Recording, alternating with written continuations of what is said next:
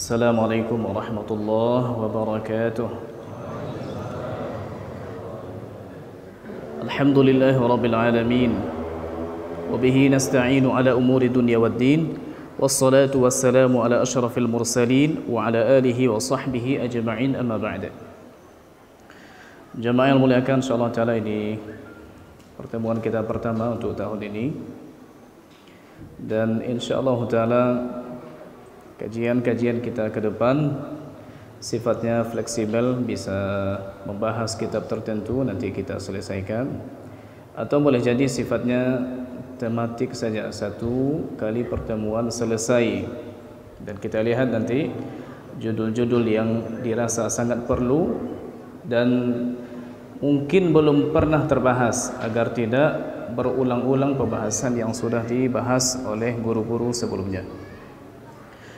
Dan insyaallah ta'ala kita coba mentadabburi surat Al-Jin.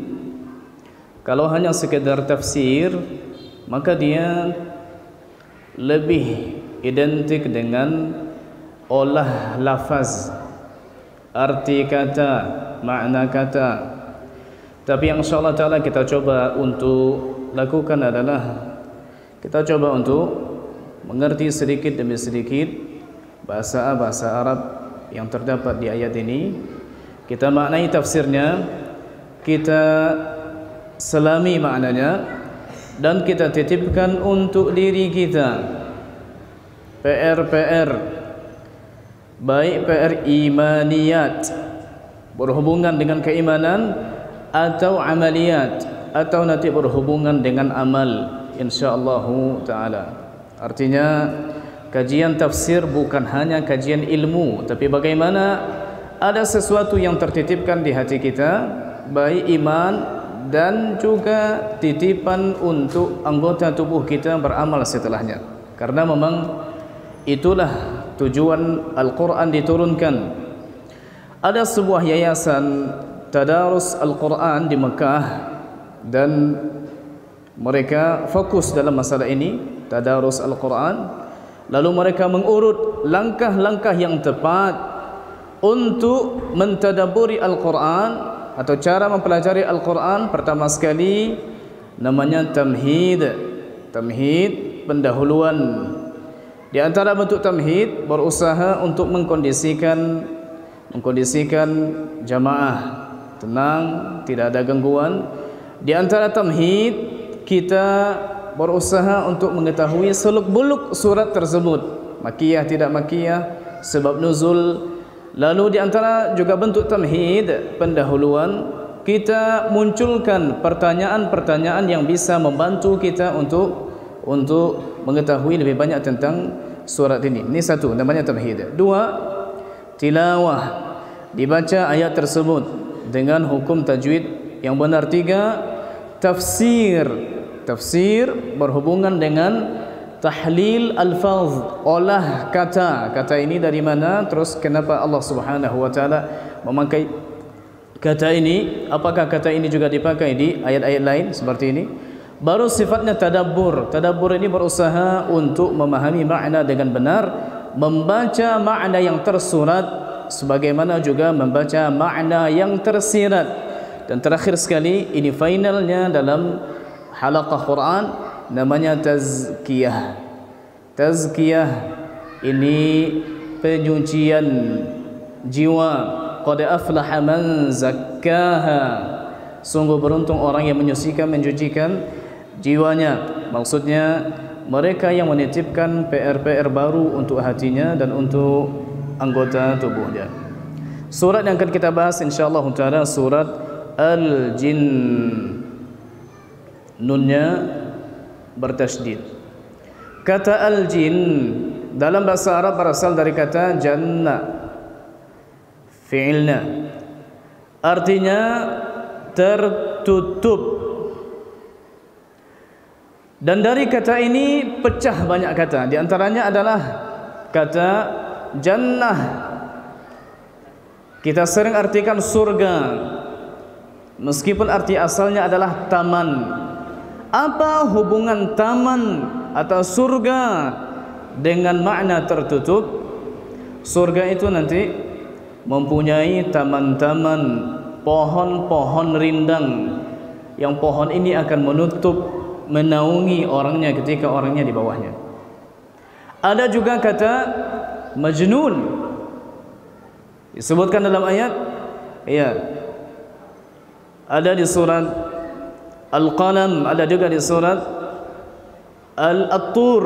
Mereka menuduh Nabi sallallahu alaihi wasallam Nabi gila, majnun. Dari kata itu juga, apa hubungan majnun, gila dengan tertutup? Orang gila tertutup akal sehatnya. Ya. Apa hubungan tertutup dengan jin? Jin tertutup dari pandangan kasat mata kita.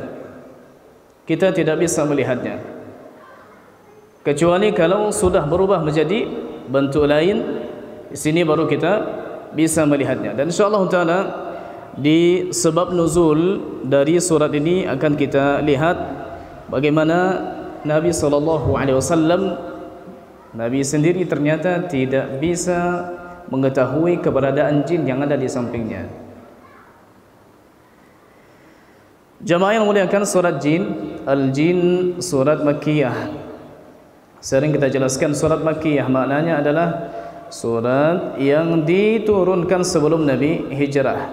Penentuan Makkiyah Madaniyah akan lebih tepat jika kita hubungkan dengan waktu, bukan dengan tempat.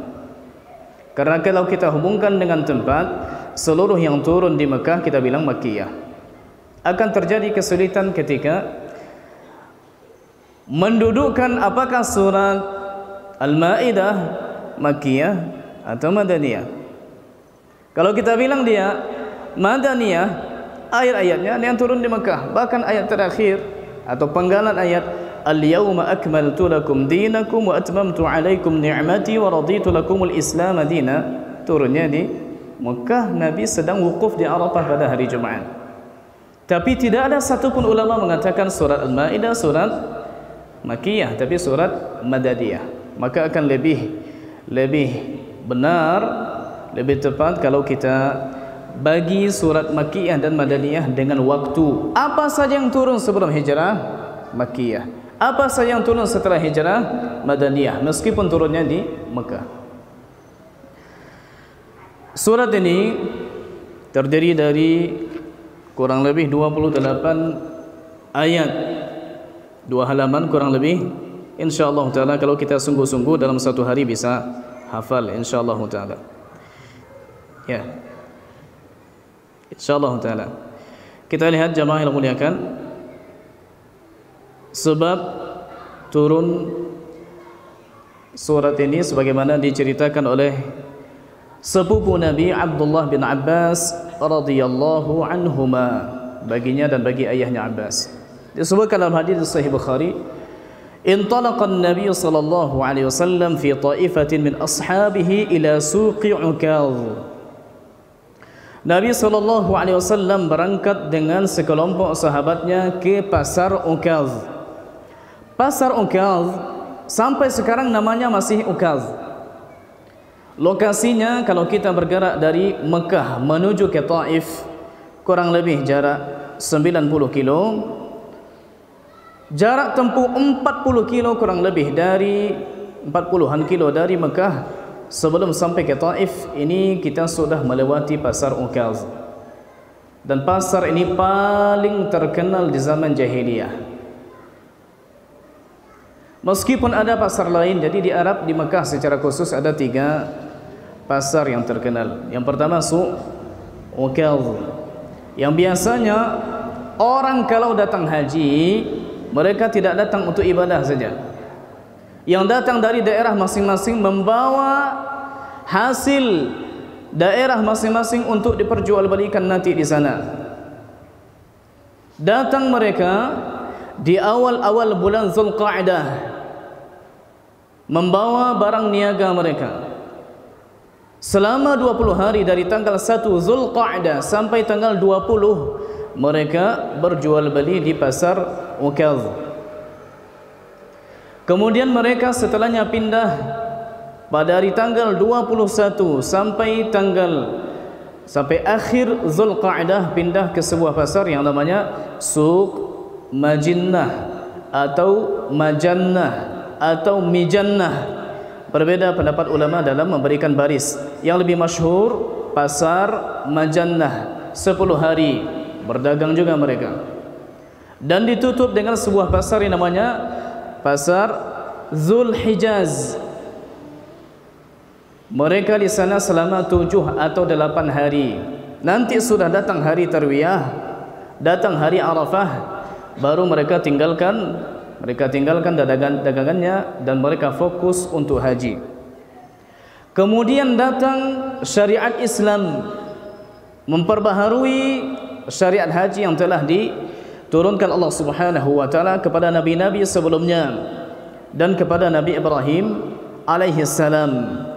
Maka mereka merasa tidak enak kalau akan haji saja, jangan bawa bisnis dalam ibadah. Lalu ada semacam perasaan tidak enak, ada semacam perasaan bersalah kalau nanti akan melakukan hal demikian, mencampur akhirat dengan dunia.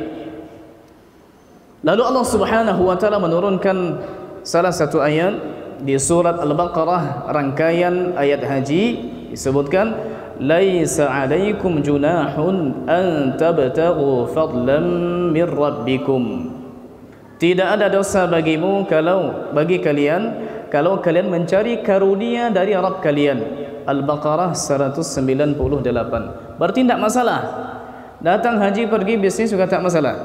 Yang penting jangan sampai melalaikan ibadah. Ibadah haji kita mulai dari hari Tarwiyah, tanggal 8 kita ke Mina, tanggal 9 di Arafah, tanggal 10 di Mina lagi, kemudian tawaf dan sa'i, lalu balik lagi ke Mina untuk mabit 11, 12, 13. Artinya tadi hari ini sebelum maghrib datang, mereka yang datang untuk berhaji sudah harus meninggalkan Mina. Bagi mereka yang mengambil nafar tsani, bagi mereka mengambil nafar awal, berarti kemarin sebelum maghrib mereka sudah keluar dari Mina. Faman ta'ajjala fi yawmaini fala isma alaihi wa man ta'akhkhara fala isma alaihi liman ittaqa. Siapa yang tergesa-gesa 2 hari maka tidak ada dosa baginya. Maksudnya ngambil tanggal 11, 12 sebelum maghrib cabut. Wa man ta'akhkhara fala isma alaihi liman ittaqa. Siapa yang mengundur 1 hari lagi, mengambil nafar tsani sampai tanggal 13, keluar setelah melontar jumrah yang 3 lalu pulang, fala isma alaihi liman ittaqa, maka tidak ada dosa baginya, itu bagi orang yang bertakwa. Artinya dalam haji kalau bisa jangan sampai tidak memilih nafar tsani. Jamaah yang muliakan, surat Al-Jin surat ke-72 disebutkan dalam sebab nuzulnya, Nabi SAW pergi dengan sahabatnya ke pasar Ukaz. Berarti tidak aib kita berdagang meskipun itu seorang Nabi. Dan kita tahu sebelumnya bahwa Nabi SAW memperdagangkan harta Khadijah. Karenanya mereka bersatu suami istri. Wa qad hina baina asyayatin wa baina khabari as-sama'i wa ursilat alaihim asy-syuhub. Nabi pergi ke Su'ukaz, ternyata telah dihalangi jin untuk mencuri kabar dari langit. Biasanya tidak ada seperti ini. Biasanya kalau mau pergi ke langit pertama dan mendengar di bawahnya, jika Allah Subhanahu wa taala menurunkan wahyunya, itu diumumkan kepada langit 7, langit 6 sampai langit dunia yang pertama. Ketika diumumkan oleh malaikat di langit yang pertama, jin itu yastariqus sam', berusaha untuk mencuri-curi kabar. Apa?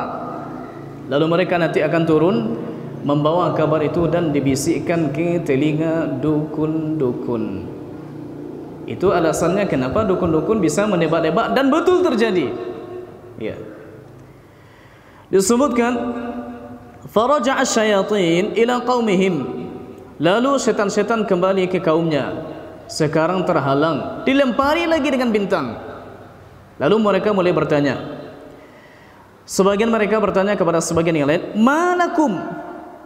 Ada apa dengan kalian?"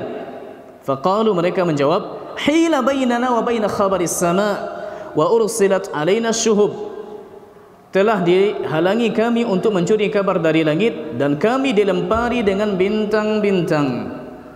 Dalam ayat di surat Al-Mulk masyhur, walaqad ja'alna apa? Zayyana as-samaa'a ad-dunya bimasabiha wa ja'alnaha rujuman lisyayatin. Dan sesungguhnya kami telah menghiasi langit, kami hiasi dengan masabih, dengan bintang-bintang, lampu-lampu. Wa ja'alnaha rujuman lisyayatin, dan kami jadikan ia sebagai pelempar setan-setan. Ketika kita ucapkan a'udzubillahi minasyaitonir rajim, aku berlindung kepada Allah Subhanahu wa taala dari setan yang biasanya kita artikan terkutuk. Ya, terkutuk artinya dilaknat. Betul, kata rajama bisa artinya laknat. Tapi ya begitulah terjemah, tidak bisa membawa makna-makna yang dikandung oleh lafaz yang pada hakikatnya lebih luas dari itu. Salah satunya adalah rajim. Dalam bahasa Arab itu isim maf'ul dengan mana isim marjum, dilempari.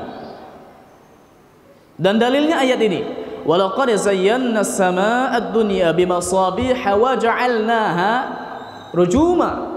Berarti rajma, rajim sama juga. Kami jadikan bintang untuk melempari syaitan. Berarti syaitan dilempari. Marjum dalam bahasa Arab bisa diungkapkan dengan pola fa'il, rajim. Fanzuru ma hadha alladhi hala bainakum wa bain kharis sama' fadribu masyariqal ardi wa magharibaha. Pergilah kalian ke timur bumi ini dan pergi ke arah barat, cari, lihatlah apa yang menghalangi kalian untuk mencuri kabar dari langit. Lalu mereka pun pergi. Fansaraf haulaika alladziina tawajjahu nahwa Tihamah. Pergi mereka sampai sebagian mereka itu berjalan atau mengelilingi, mengitari Tihamah. Tihamah ini kadang kita dengar dalam hadis, ada orang yang amalnya itu sangat banyak, sangat besar, seperti gunung-gunung Tihamah.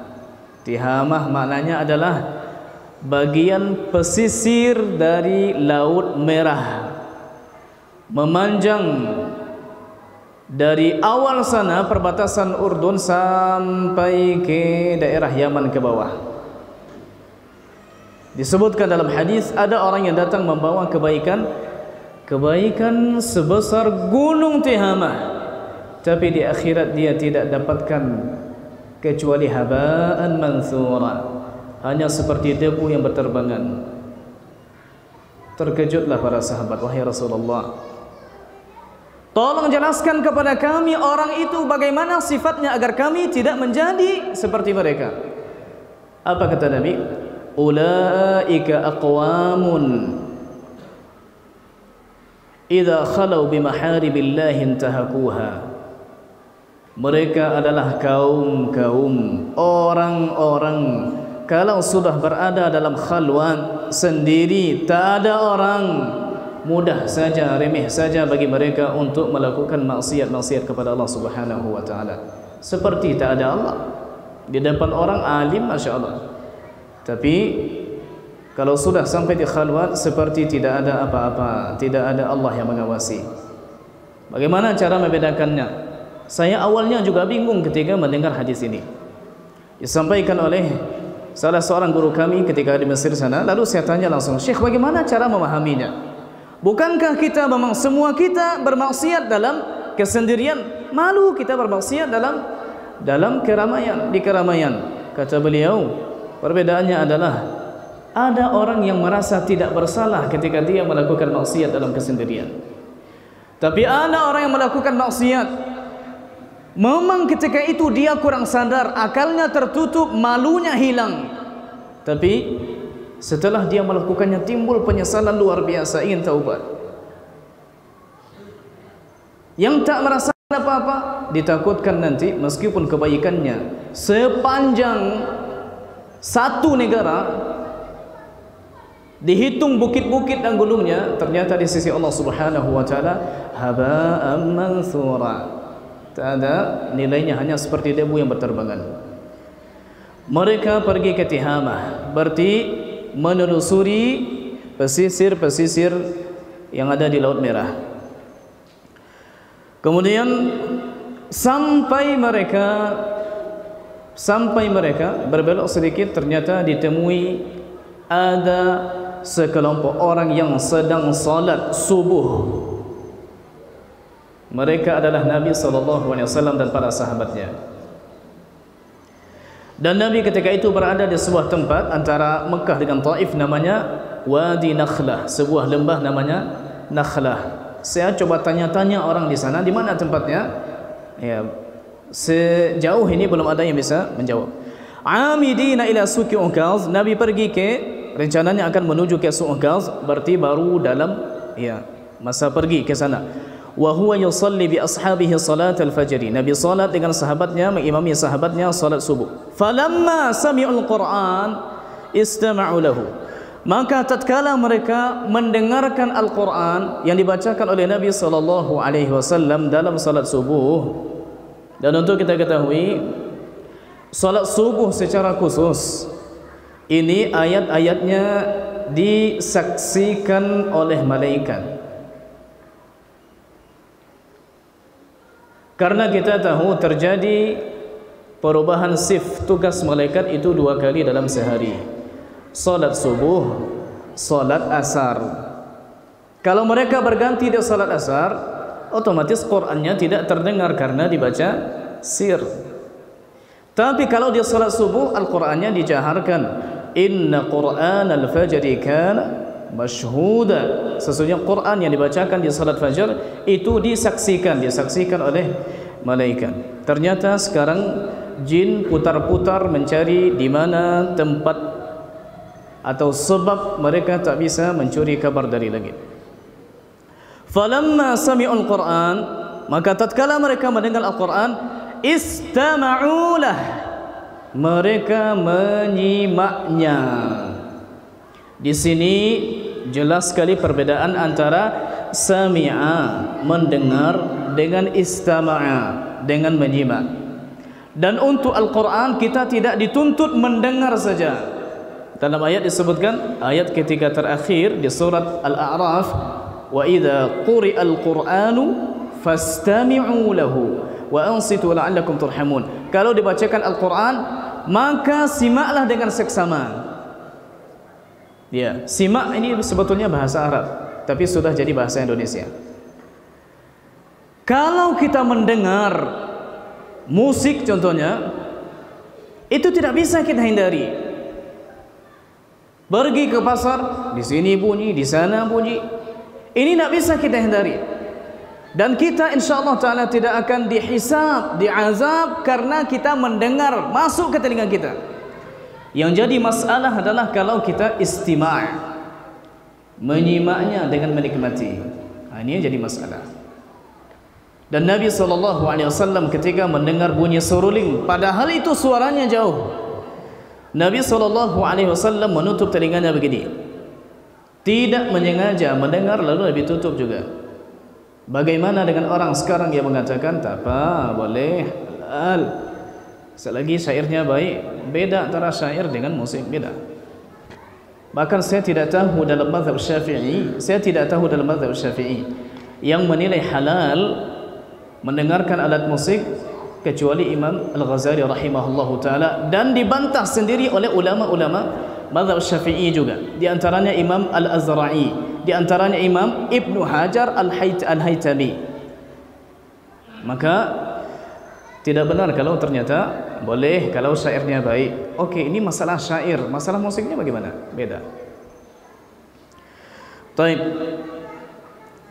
Mereka menyimaknya, lalu mereka yakin ternyata inilah sebabnya. Hadza wallahi alladhi hala bainakum wa baina khabaris sama. Inilah demi Allah, inilah penyebab yang menghalangi kalian untuk mencuri kabar dari langit. Lalu mereka pulang ke kaumnya untuk memberitahu. Di situlah mereka mengatakan, ya qaumana inna sami'na qur'anan ajaba yahdi ila ar-rusydi fa amanna bihi wa lan nusyrika bi rabbina ahada. Kita lihat insyaallah taala nanti akan kita baca di tafsirnya. Katanya, wahai kaumku, sesungguhnya kami mendengar Al-Quran yang sangat menakjubkan, menunjukkan kepada kebenaran. Kami beriman dengannya, maka kami telah beriman dengannya, dan kami tidak akan menyekutukan Rabb kami dengan sesuatu pun, dengan satu pun. Lalu Allah Subhanahu wa taala menurunkan surat Al-Jin. Berarti sebab turunnya adalah ketika mereka terhalang mencuri kabar dari langit. Ternyata penyebabnya adalah Nabi sallallahu alaihi wasallam. Nabi sallallahu alaihi wasallam salat subuh bersama sahabatnya. Oh, inilah penyebabnya. Kita baca insyaallah taala di waktu yang tersisa ini. Allah Subhanahu wa taala berfirman setelah kita baca a'udzubillahi minasyaitonir rajim. Bismillahirrahmanirrahim. قل أوحي إلي أنه استمع نفر من الجن فقالوا إنا سمعنا قرآنا عجبا. قل katakanlah wahai Nabi. Satu pendapat, dan ini masyhur. Katakanlah wahai yang membaca Al-Quran, wahai qari Quran, katakanlah. Tapi di sini tidak bukan maksudnya adalah Nabi sallallahu alaihi wasallam. Disebutkan qul, katakanlah wahai Nabi, uhiya ilayya, telah diwahyukan kepadaku, annahu istama'a, bahwasanya telah menyimak, nafarun, sekelompok, minal jinni, dari golongan jin. Faqalu, lalu mereka berkata, inna sami'na qur'anan ajaba, sesungguhnya kami telah mendengar Al-Quran yang menakjubkan. Yahdi ila ar-rusydi fa amanna bih, yang memberi hidayah, menunjukkan kepada jalan yang benar, lalu kami beriman dengannya, dan kami tidak akan melakukan kesyirikan terhadap Rabb kami dengan sesuatu pun. Kita lihat di sini Nabi disuruh untuk menyampaikan, ucapkanlah wahai Nabi Muhammad, sampaikanlah kepada orang, uhiya ilayya, diwahyukan kepadaku, ada sekelompok jin yang mendengar Al-Quran yang dibaca. Kalau diwahyukan, artinya Nabi pun tidak melihat jin yang datang. Dan ini Nabi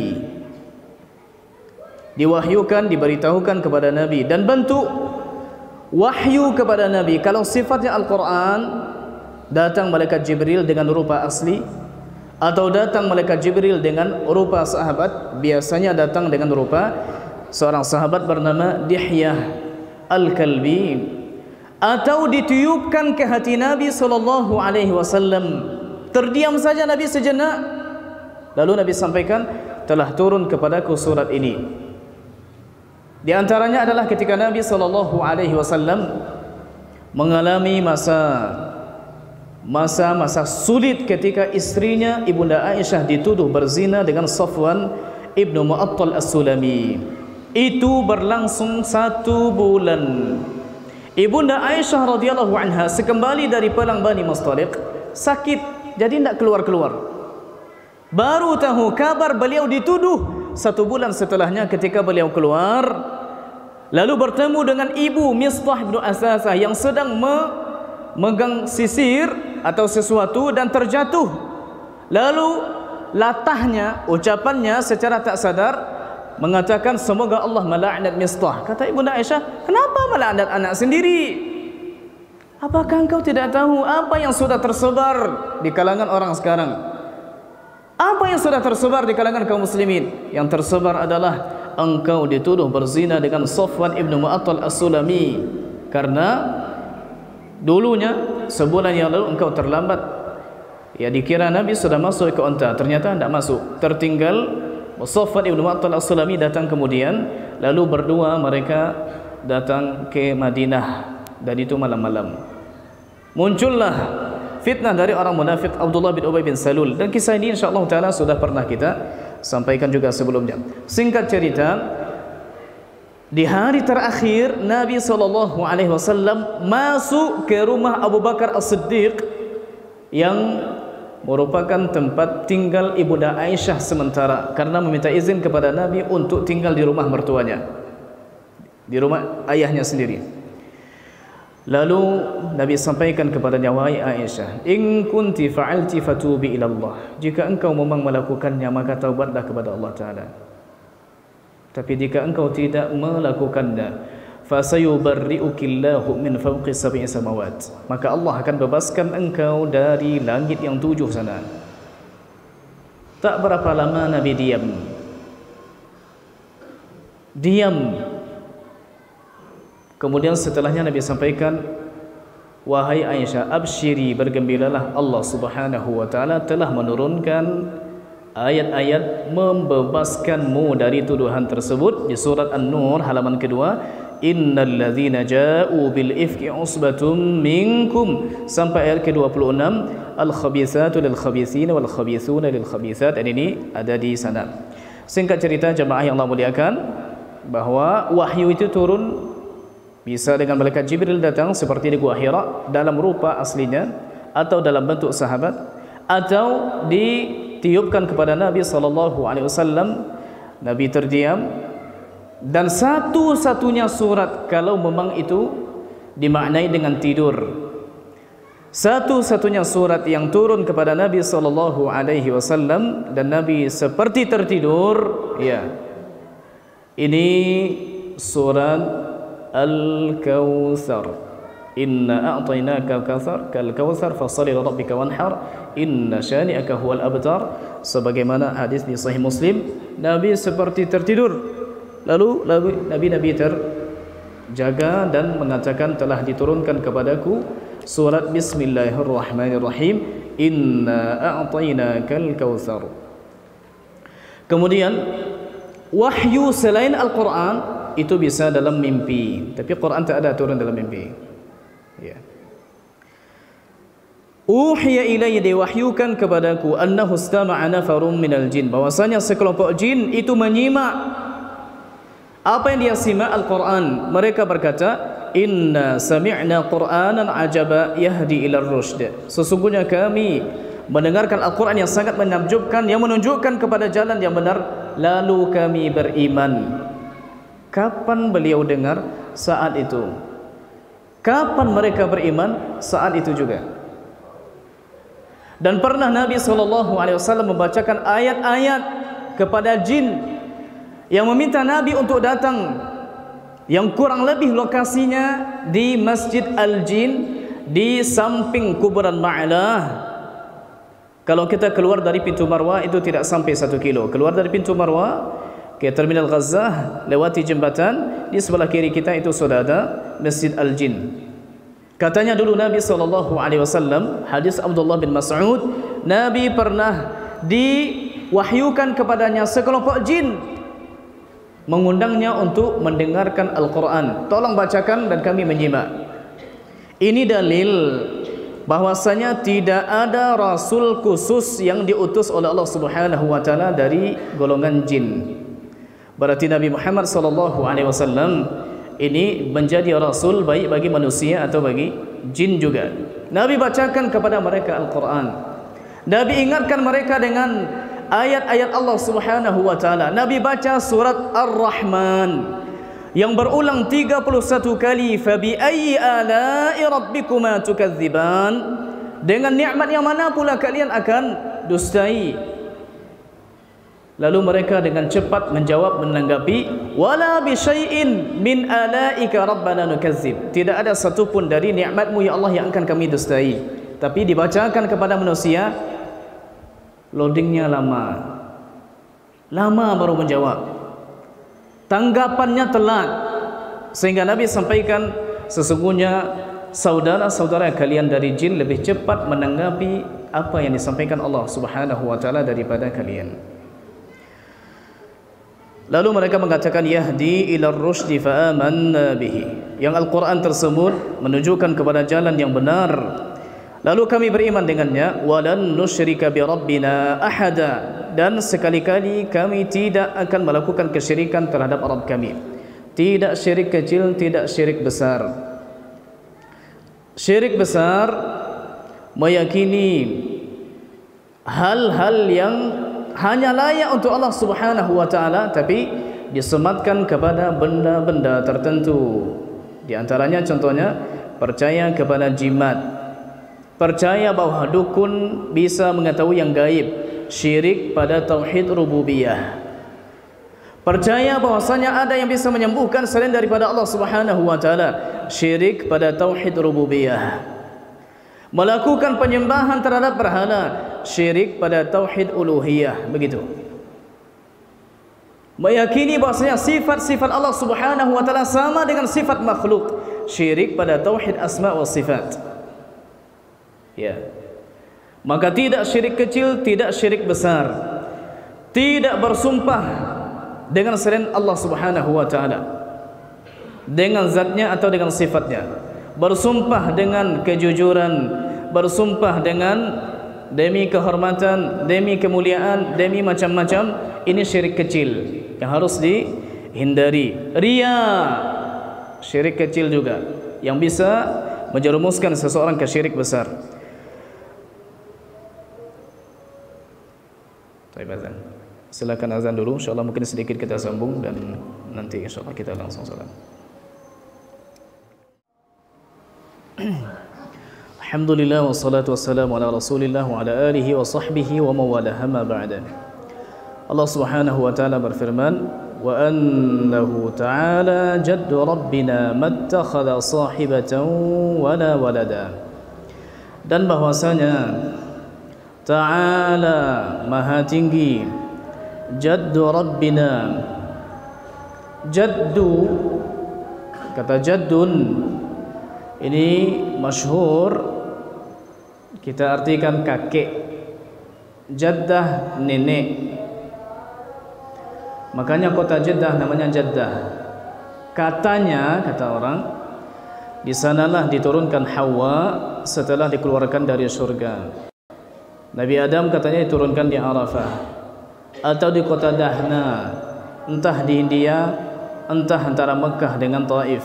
Ada juga mengatakan diturunkan Nabi Adam di Safa, lalu Hawa di Marwa. Wallahu ta'ala alam, tidak ada satupun yang sahih sebagaimana perkataan Imam Ibnu Katsir, dan tak perlu kita teliti di mana mereka turunnya. Tapi kadang sayang, memang jemaah cuek di mana turunnya, tapi jemaah yakin di mana bertemunya. Akhirnya dibuatlah cerita-cerita. Ya, keyakinan-keyakinan yang belum dapat jodoh, doa di sana katanya. Wa annahu ta'ala jaddu rabbina. Jaddu ini juga berarti keagungan, kemuliaan, kekayaan. Dalam zikir setelah salat kita baca la ilaha illallah wahdahu la syarikalah, lahul mulku wa lahul hamdu wa huwa ala kulli syai'in qadir. Allahumma la mani'a lima a'taita wa la mu'tiya lima mana'ta wa la yanfa'u zal jaddi minkal. Artinya apa? Kita baca kan setelah salat, wala yanfa'u zal jaddi minkal jaddu. Artinya wala yanfa', tidak bermanfaat, minka, darimu, zal jaddu, za orang yang memiliki, jaddi yang memiliki kekayaan, keagungan, kemuliaan.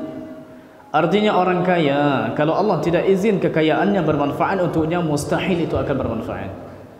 Ya, yang bermanfaat adalah amalnya, sebagaimana dalam hadis, wa man batta'a bihi 'amaluhu lam yusri' bihi nasabuh. Siapa yang terlambat amalnya, itu tidak akan bisa dia diangkat oleh nasabnya, kebangsawanannya ataupun oleh hartanya. Di sini disebutkan wa annahu ta'ala jaddu rabbina mattakhadha sahibatan wala walada, dan bahwasanya maha tinggi keagungan Tuhan kami, Rabb kami, dia tidak beristri dan tidak beranak.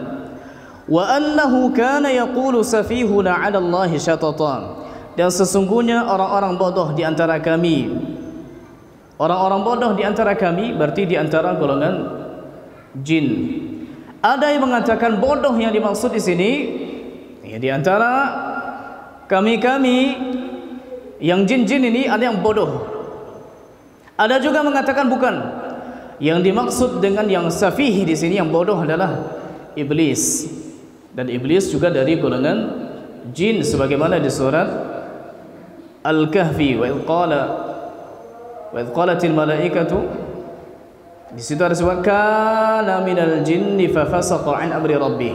Sesungguhnya iblis itu adalah dari golongan jin dan dia fasik, tidak taat, ingkar kepada perintah Rabbnya. Disebutkan di sini jamaah yang muliakan bahwasanya yaqulu safihuna, orang bodoh di antara kami.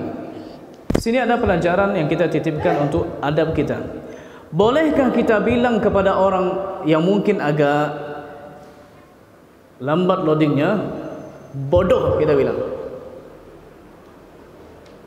Atau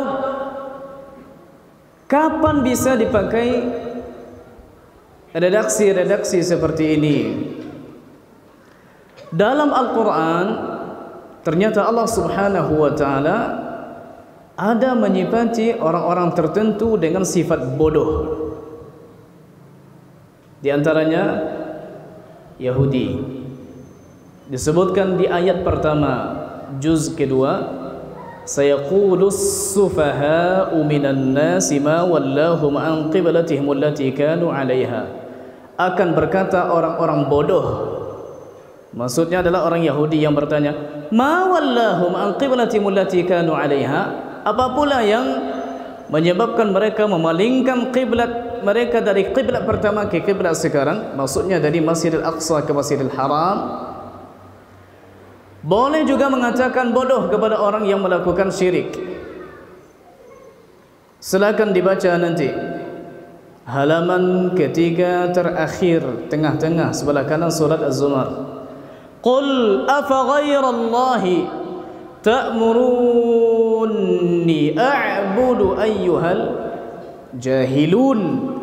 Katakanlah, apakah selain Allah kalian suruh aku untuk menyembahnya, wahai orang-orang yang bodoh. Bahkan Nabi disuruh untuk mengatakannya. Berarti pada hakikatnya orang yang menyekutukan Allah Subhanahu wa ta'ala orang bodoh, orang munafik. Disebut juga oleh Allah Subhanahu wa ta'ala orang bodoh. Mereka menghina orang mukmin, mengatakan mereka orang bodoh. Di halaman kedua surah Al-Baqarah, Alif Lam Mim, baca nanti halaman kedua, ala innahum humus sufaha'u walakin la ya'lamun. Mereka itu adalah orang-orang bodoh. Mereka lah orang bodoh tapi mereka tak tahu. Ya. Tapi ini mesti pandai-pandai untuk memakai kata-kata seperti ini. Kalau memang sudah sampai di finalnya, di terminal akhirnya baru. Tapi jangan terlalu gegabah. Kita hafalkan anak kita ayat contohnya 1 kali, 2 kali, 3 kali, ternyata anda hafal juga. Cepat keluar dari dah, bodoh kau. Ya. Cobalah kita ngafal, mungkin lebih bodoh kita dari anak kita. Iya kan? Terbukti Ramadan kemarin banyak imam-imam dadakan ya, yang salat di rumah. Maju ayah, akhirnya belepotan. Gimana lagi nak maju? Di rumah cuma ada kita, suami, istri, anak perempuan. Terus gimana? Ketahuanlah bapak-bapak. Jemaah yang muliakan, mengatakan sesuatu terhadap khususnya anak kita ini bodoh, kemudian apa? Ini pada hakikatnya doa, tapi sayang ini doa tak baik. Dan disebutkan dalam hadis Nabi SAW, salasu da'awatin la turad, ada 3 doa yang tidak ditolak. Doa orang yang puasa, doa orang yang safar, dalam riwayat lain doa orang yang dizalimi, yang terakhir wa da'watul walidi ala waladihi, dan doa buruk yang dibaca oleh orang tua terhadap anaknya. Meskipun doa baik, insyaallah taala ini juga akan dikabulkan Allah Subhanahu wa taala. Maka hati-hati menjaga lidah ini, khususnya yang keluar-keluar tanpa difikir atau kebiasaan. Ini mesti hati-hati kita nanti agar kita tidak tersalah. Ternyata masalahnya anak kita bodoh karena sering kita sampaikan bodoh. Sedikit lagi insyaallah taala, wa annahu kana yaqulu safihuna 'ala Allahi syatata, dan bahwasanya orang-orang bodoh di antara kami itu berkata terhadap Allah Subhanahu wa taala syatata, perkataan yang menyimpang dari kebenaran, perkataan yang melampaui batas. Syatat kita dapati di surat lain, di surat Shad juz ke-23. Allah pesankan kepada Nabi Daud, wala tushtit wahdina ila sawa'is sirata. Wahai Daud, ada seseorang yang datang untuk meminta fatwa. Wahai Daud, janganlah engkau tushtita, jangan engkau menyimpang dari kebenaran, jangan melampaui batas dalam fatwa. Sampaikan kebenaran itu benar, yang batil itu batil. Ini syatatan. Ayat terakhir insyaallah taala, wa anna dhananna an lan taqula al-insu wal jinnu 'ala Allahi kadhiba. Dan bahwasanya kami yakin, kata dhanna bisa saja yakin atau mengira, menduga. Allan taqulal insu, bahwasanya manusia sekali-kali tidak akan mengatakan, begitu juga jin wal jin, 'alallahi kadhiba, mengatakan perkataan terhadap Allah yang sifatnya dusta. Salah satu bentuk perkataan dusta terhadap Allah Subhanahu wa taala, sebagaimana jelaskan dalam hadis Nabi sallallahu alaihi wasallam, yaitu mengatakan bahwasanya Allah Subhanahu wa taala tidak mampu untuk membangkitkannya nanti di akhirat. Disebutkan di Sahih Bukhari, qala Allah tabaraka wa taala, Allah Subhanahu wa taala berfirman dalam hadis qudsi, kazzabani ibnu Adam wa lam yakun yanbaghi lahu an yukazzibani, aku telah didustai oleh anak Adam, tidak pantas bagi mereka untuk mendustaiku. Wa syatamani ibnu Adam, dan aku dicaci maki oleh anak Adam. Walam yakun yanbaghi lahu an yashtimani, tidak layak baginya untuk mencelaku, menghinaku. Lalu Allah jelaskan apa bentuk kedustaan, apa bentuk penghinaan.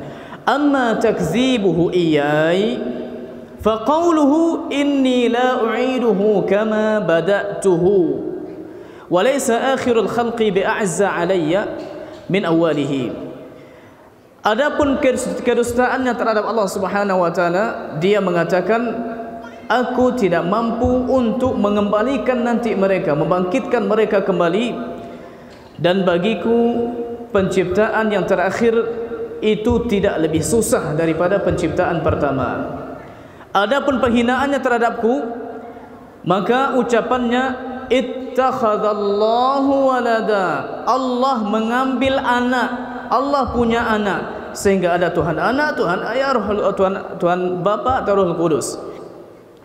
Lalu Allah Ta'ala membantah, wa anallahu ahadus samad lam alid wa lam ulad wa lam yakul li kufuwan ahad. Sementara aku ini adalah Allah Subhanahu wa taala tempat bergantung, aku ini esa, aku tidak melahirkan, tidak juga dilahirkan, dan tidak ada satupun yang sekufu denganku.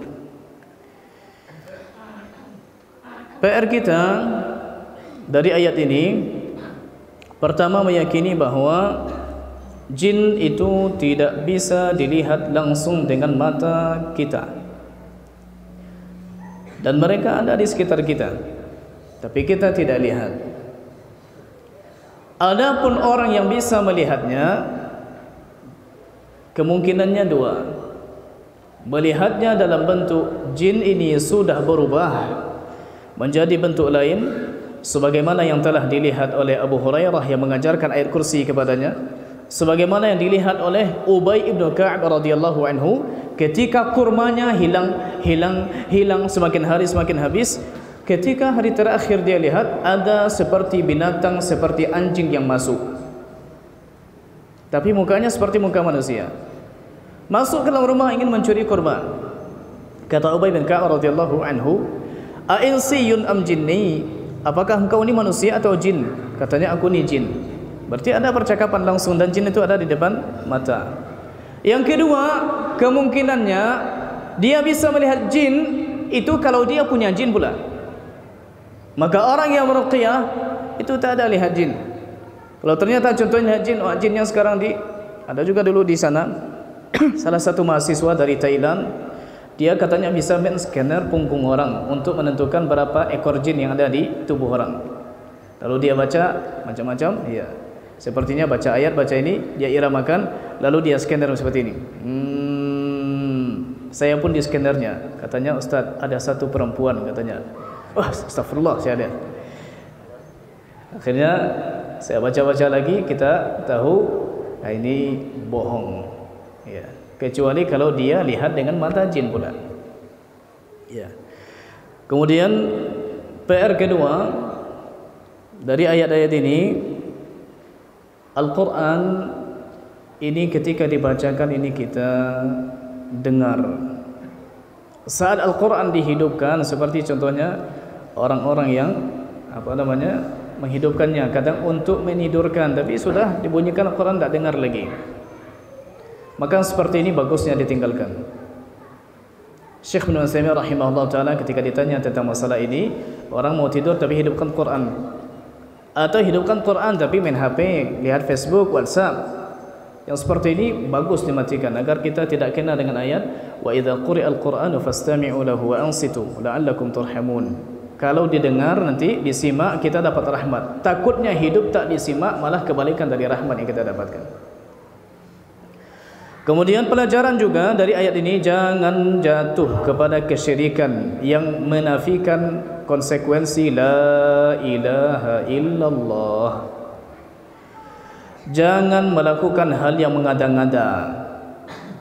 Jangan melampaui batas, jangan menyimpang dari kebenaran, jangan berlaku seperti orang bodoh, jangan berdusta, apalagi berdusta kepada Allah Subhanahu wa taala. Dan salah satu bentuk kedustaan kepada Allah Subhanahu wa taala menyematkan, menopangkan, memasukkan ke dalam syariatnya apa yang sebetulnya bukan dari syariatnya.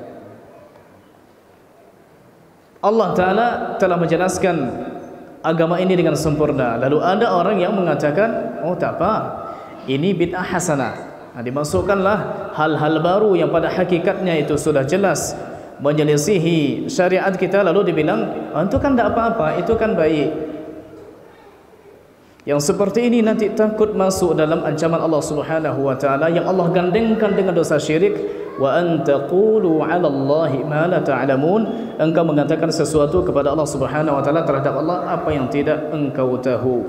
Maka kalau kita tidak tahu apalagi dalam masalah agama, baiknya bertanya dan jangan coba-coba untuk berfatwa sendiri. Berfatwa ini kan darurat menurut kita, menurut orang belum tentu lagi yang berilmu. Wallahu ta'ala a'la wa a'lam.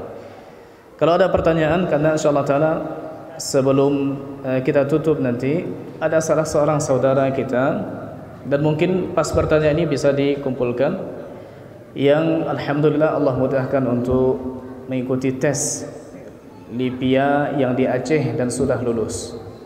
InsyaAllah ta'ala dalam waktu dekat ini akan berangkat ke Aceh. Kita minta adik kita Fadal, ya berdiri, ya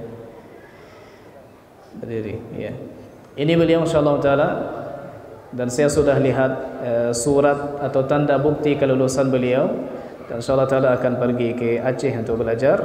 Mana tahu nanti sudah lancar bahasa Arabnya bisa belajar pula ke Timur Tengah sana, ke Madinah, ke Mesir atau ke mana, dan manfaatnya insyaAllah ta'ala juga akan kita rasakan.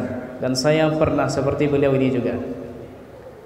Ya, maka apa yang kita berikan insyaallah taala berbekas nanti ke beliau, memudahkan beliau mencari ilmunya. Beliau sampaikan ilmu ini kepada orang lain, maka pahalanya terus mengalir walaupun yang keluar hanya 10.000 saja. Ya. Silakan pertanyaan. Waalaikumsalam warahmatullahi wabarakatuh.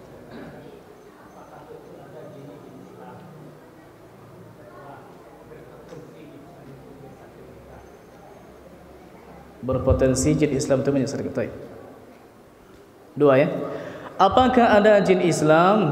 Ada. Silakan baca ayat pertama di surat ini. Yang tadi di surat Maghrib saya berhenti pas sebelumnya.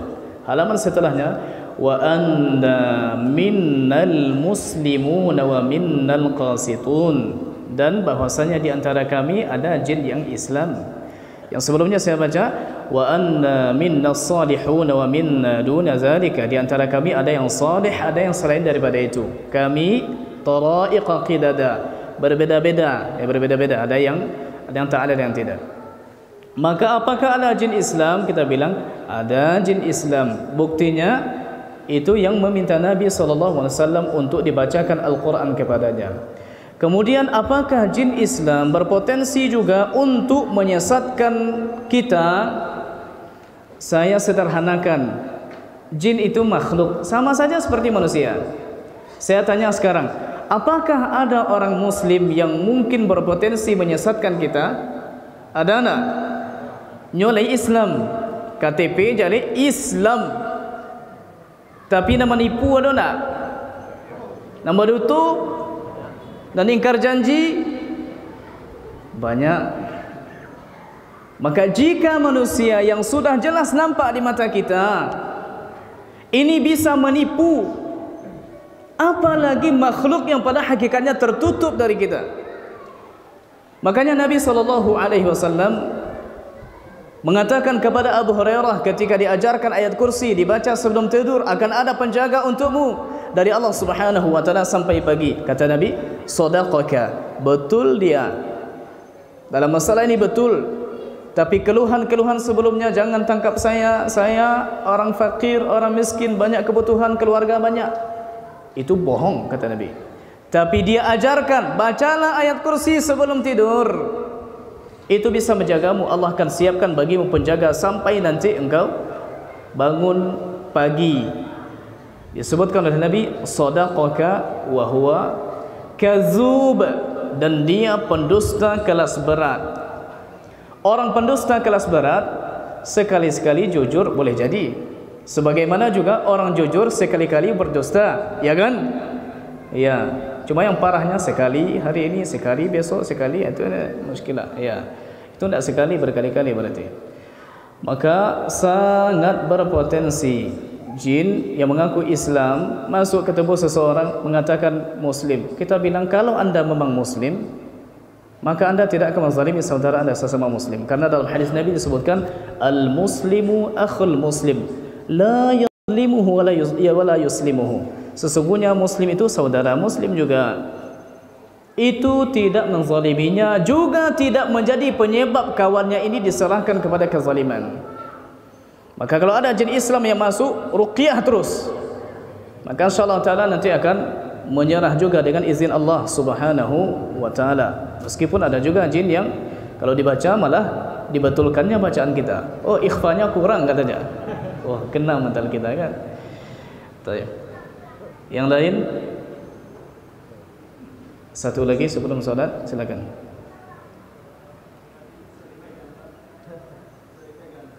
Apakah jin bisa dipegang? Pertama, saya belum pernah megang jin. Tapi kalau jinnya sudah bentuk manusia atau bentuk makhluk lain, bisa dipegang? Bisa. Dalam hadis Sahih Bukhari, hadis Abu Hurairah tadi, apa kata beliau? Wakalani Rasulullah sallallahu alaihi wasallam bihifdz zakat Ramadan. Aku diamanahi oleh Nabi, diwakilkan oleh Nabi untuk menjaga zakat fitrah. Berarti ada gudang zakat fitrah disimpan di situ makanan zakat fitrah. Fa atani atin yahsu min at-ta'am. Datang malam-malam orang ingin mencuri makanan. Lalu ditangkap oleh Abu Hurairah radhiyallahu anhu. Kalau ditangkap dipegang enggak? Sekarang belum ada remote untuk menangkap. Ditekan remote, oh tangkap, enggak ada. Berarti memang tangkap dipegang. Ya, dipegang. Lalu dia mengatakan, kata fasyakari faqran wa hajatan syadidah wa iyala. Maka dia mengadu kepadaku, aku orang miskin, kebutuhanku banyak, keluargaku banyak. Farahimtuhu wa khallaitu sabilah. Ku kasihani dia, ku lepaskan dia. Tapi dengan janji jangan datang lagi. Ternyata datang lagi kali kedua, ditangkap lagi. Berarti kalau ditangkap lagi disentuh lagi. Ya. Cuma Abu Hurairah tidak tahu ketika itu bahwasanya yang disentuh adalah syaitan. Ya. Kalau kita kira-kira contohnya tahu ini syaitan lalu mau nak kita jentuhnya. Tapi yakinlah insyaallah taala makhluk itu lebih takut kepada kita daripada kita takut kepadanya. Tapi kalau sudah nampak kita ini takut, baru mereka berani. Dan insyaallah taala nanti akan ada penjelasan lebih lanjut juga tentang masalah apakah jin Islam mungkin menyesatkan. Ayat ke-9 di surat ini yang belum kita bahas, wa annahu kana rijalun minal insi ya'udzuna birijalin minal jinni fazaduhum rahaqa. Ada sekelompok orang manusia berlindung ke sekelompok jin dengan mengatakan a'udzu bisaydi hadzal wadi, aku berlindung dengan penguasa lembah ini. Lalu ketika sudah terdengar itu baru dia kuat. Tadinya dia takut sebetulnya, tapi la nampak wak gak takui ya. Lalu mereka mulai berani. Tapi kalau kita berani, mereka tak berani. Alhamdulillah Allah juga ada penjaga yang menjaga kita. Lahu mu'aqibatun min baini yadayhi wa min khalfi. Ada penjaga dari depan, dari belakang. Kalau tidak sudah habis kita kena tampar sama jin. Tapi buktinya alhamdulillah pas ke sini kan tak ada yang kena tampar kan? Tak ada. Karena ada penjaga. Wallahu taala a'lam wa a'lam. Insyaallah taala kita sambung di Kamis Senin besok insyaallah taala. Dan kalau ada pertanyaan mungkin supaya tidak memakan banyak waktu silakan ditulis dan insyaallah taala kita coba untuk menjawabnya. Wallahu taala a'lam wa a'lam. Subhanakallahumma bihamdika asyhadu an la ilaha illa anta astaghfiruka wa atubu ilaika. Jazakumullahu khairan terhadap pemberiannya. Kami doakan Allahumma a'ti munfiqan khalafa, Allahumma a'ti mumsikan talafa. Wassalamualaikum warahmatullahi wabarakatuh.